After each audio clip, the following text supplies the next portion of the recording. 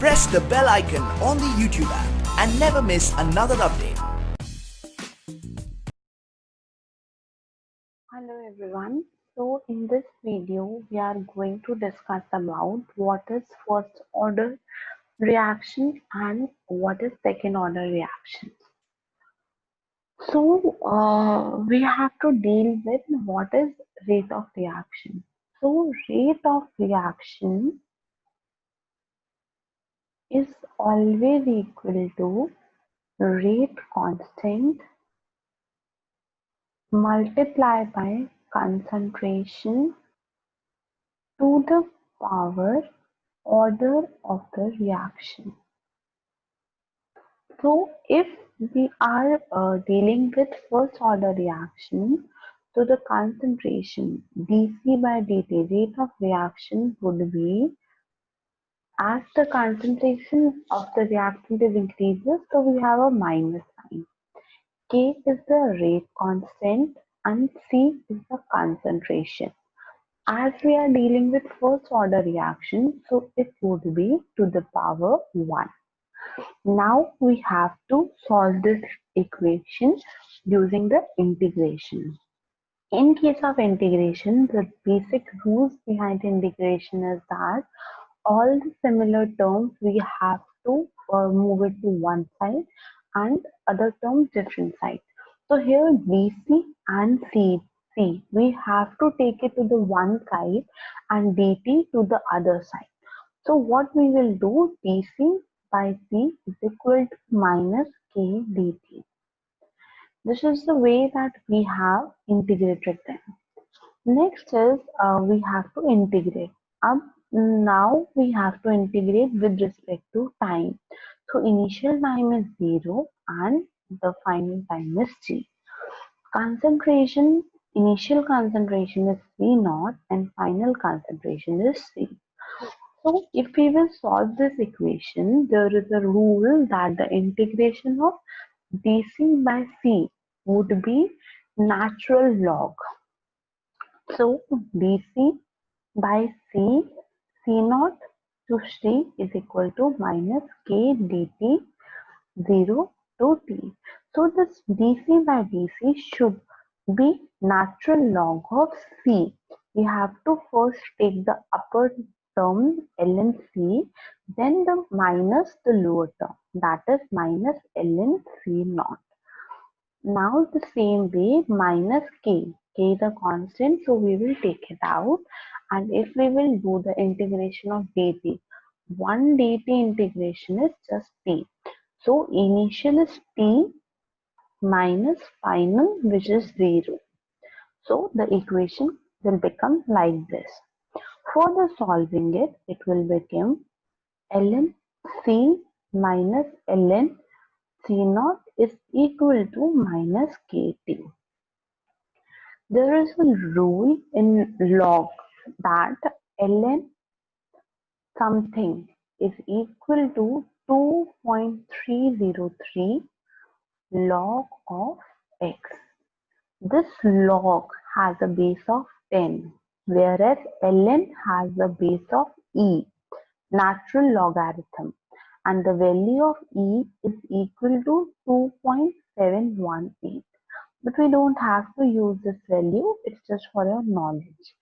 So ln x would be equal to 2.303 log x. So our equation was ln c minus ln c naught is equal to minus kt. Now if I will convert it into log, it will become 2.303 log c minus 2.303 log C naught is equal to minus KT. Now we will take out 2.303. Equation would be like this. Minus log C naught is equal to minus KT. If we will move this 2.3, here it is multiplying, so we will take it on the right hand side and it will divide. So the equation becomes log C minus log C naught is equal to minus KT divided by 2.303. Further solving this equation, there is a rule log C minus C naught. The rule regarding log C is that the rule regarding log, there is one most important, there are a few rules that you should learn with respect to log values. First one we have already discussed, ln x would be 2.303 log x. Second would be if two terms of log are adding, log x plus log y, what we have to do, we will write it down as log xy, means they are multiplying each other. So if two logs are adding, then we have to multiply. And if two logs are subtracting, then we have to divide. So it becomes log x minus log y will become log x divided by y.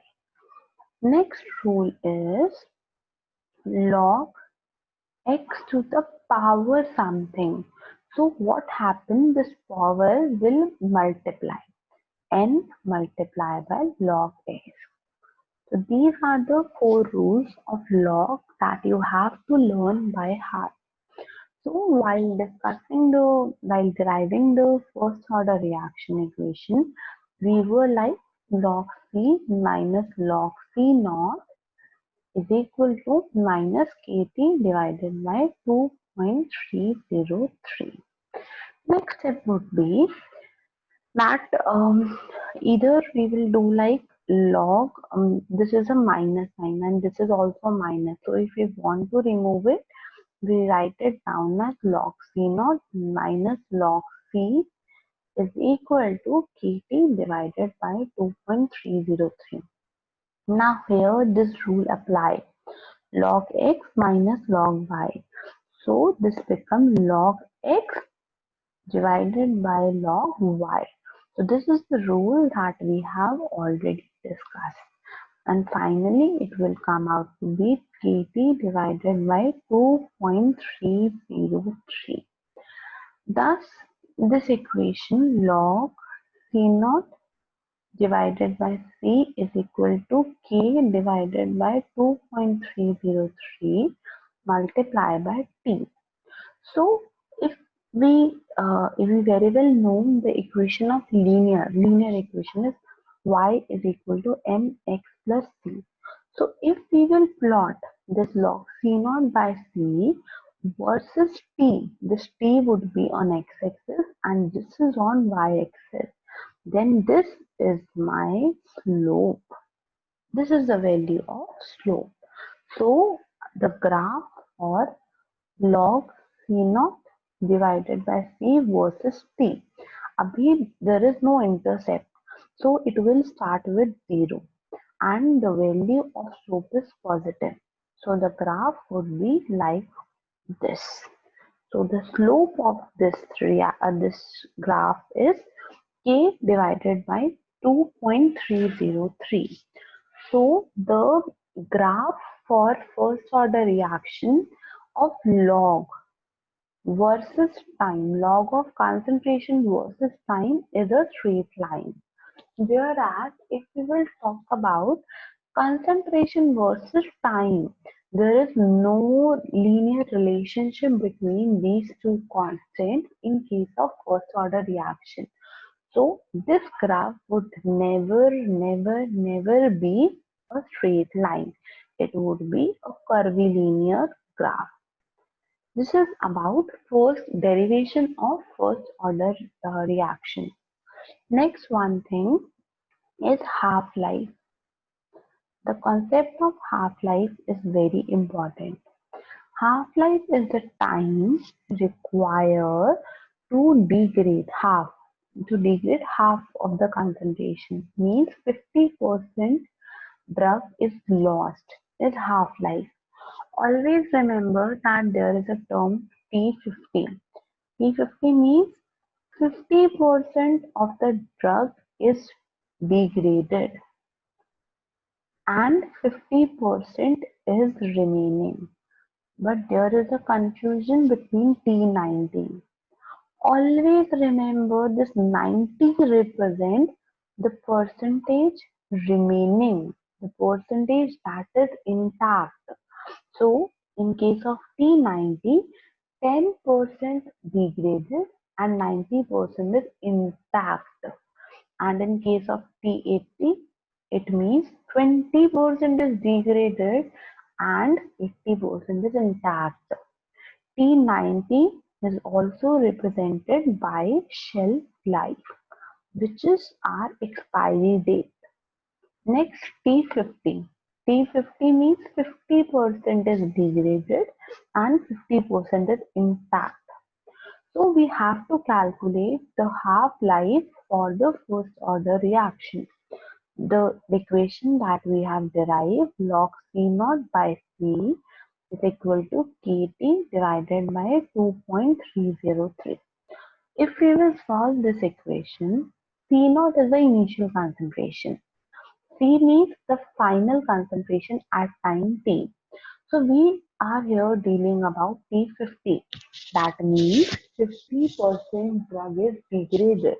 So remaining drug is 50% of initial, means 50 divided by 100, which will came out to be C naught divided by 2. So this is the final concentration. We will put it in this equation, C naught divided by C naught multiplied by 2. This will cancel out. Log 2 multiplied by 2.303 by K would be my T. So P50 would be 2.303 multiplied by log 2 divided by K. The value of log 2 is 0.3010. So it will, multiplying these two terms, it will came out to be 0.693 divided by K. K is the rate constant which we have dealt by which we have studied while we have derived our initial equation. dC by dt is equal to minus Kc. This K is the rate constant. This derivation of P50 will depict us that the half-life of my first order reaction is independent of the initial concentration. If my initial concentration is 100 mg or it is 200 mg, the half-life, that means the time required to decrease this concentration to half. That means 100 से 50 होने में जो time लगेगा और 200 से 100 होने में जो टाइम लगेगा, कंसंट्रेशन का हाफ होने में जो टाइम लगेगा, that will always remain same.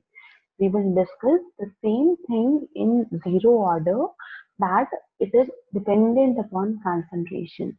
So the reason behind this is that in case of first order reaction, it is concentration independent. T half is concentration independent.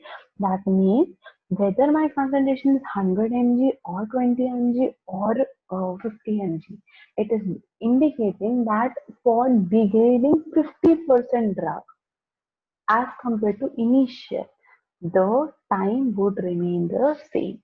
So this is about half-life. Next is that if you want to derive about T90, which is the shelf life. So the most important point that you have to learn is that T90 means 10% drug degraded. So it means the final initial concentration remaining is 90% of initial concentration, because this is the remaining concentration. So it will become 9 divided by 10 C naught. So the equation log C naught divided by C, we will put 9 by 10 C naught is equal to Kp divided by 2.303. This will cancel out. It will become log 10 divided by 9. So the rule that you have to learn is that you have learned is log x by y would be equal to log x minus log y. This is the rule that you have already learned. So my value would come out to be log 10 minus log 9 is equal to Kt divided by 2.303. Log 10 we very well know it is 1. For calculating log 9, we can write log 9 like if we want to calculate log 9, we can write log 9 as log 3 square. And we have discussed whenever there is power, we will multiply it. So the equation becomes 2 log 3. 2 multiplied by log 3 is 0.477. So this is our value, and now when we multiply the two values, that is 2 multiplied by 0.477, it will come out to be 0.954. So our equation is 1 minus 0.954 is equal to Kt divided by 2.303.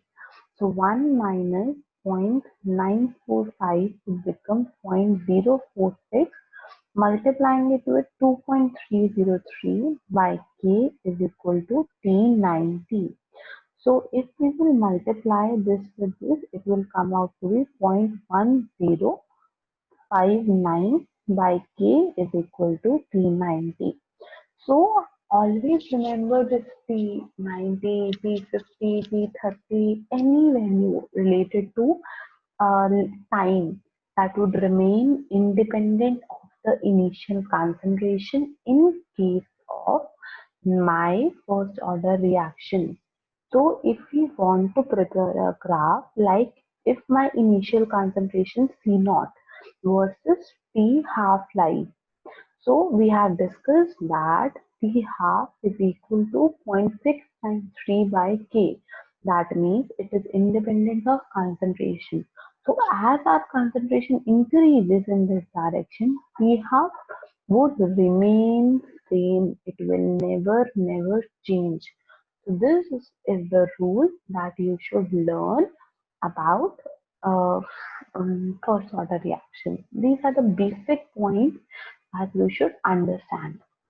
Next, moving towards the few differences. We will deal with zero order reaction in our next video, but here we are dealing with first order reaction.